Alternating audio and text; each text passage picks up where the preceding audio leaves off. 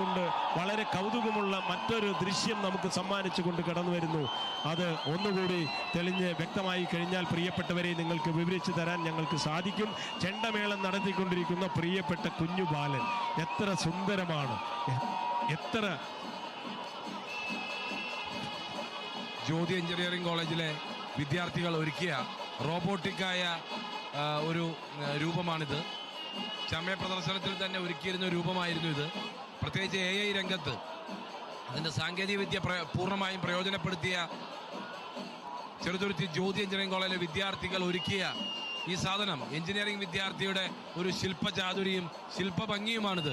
കുട്ടികൾ, പ്രത്യേകിച്ച് പഠിക്കുന്ന കുട്ടികൾ കണ്ടിരിക്കേണ്ട ഒരു രംഗമാണ് ഈ രംഗം. ഈ രംഗം ഏറ്റവും മനോഹരമായ രംഗം, ചെണ്ട കൊട്ടുന്ന ഒരു ചെറിയ കുട്ടിയുടെ രംഗം. ഇത് റോബോട്ടിക്കാണ്. റോബോട്ടിക് സംവിധാനം വഴി ആദ്യമായിട്ടാണ് ഈ വർഷം തൃശ്ശൂർ പൂരത്തിന് റോബോട്ടിക് സംവിധാനം ഇറക്കുന്നത്. ഇത് ജ്യോതി എഞ്ചിനീയറിംഗ് കോളേജിൻ്റെ ആളുകൾ പ്രത്യേകിച്ച് അവർ തന്നെ പറഞ്ഞിരുന്നു, പ്രത്യേകം ഇത് ഒരു പുതിയ സംവിധാനമാണ്. റോബോട്ടിക് സാങ്കേതികവിദ്യ ആദ്യമായി തൃശ്ശൂർ പൂരത്തിലെ കുടമാറ്റത്തിന് പ്രയോജനപ്പെടുത്തുന്നു എന്നുള്ളതാണ് ഏറ്റവും വലുത്. ഞാൻ ഈ മൈക്ക് ശ്രീ ഭദ്രൻ വടക്കുംപുറത്തിൻ്റെ കയ്യിൽ നിന്ന് ചോദിച്ചത്, ഈ റോബോട്ടിക് സാങ്കേതികവിദ്യ മറ്റെവിടെയും പ്രയോജനപ്പെടുത്തിയിട്ടില്ല, അത് ആദ്യമായി തൃശ്ശൂർ പൂരത്തിൽ പ്രയോജനപ്പെടുത്തി എന്ന് നിങ്ങളെ ബോധ്യപ്പെടുത്താനാണ്. അത് പ്രയോജനപ്പെടുത്തിയത് ഇത്തവണ പാറമേക്കാവ് ദേശമാണ് അത് പ്രയോജനപ്പെടുത്തിയത്.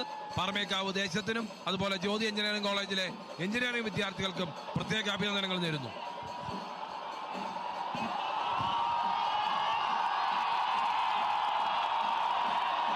വളരെ സുന്ദരമായ റോബോട്ടിക് സംവിധാനം വരെ ഉപയോഗിച്ചു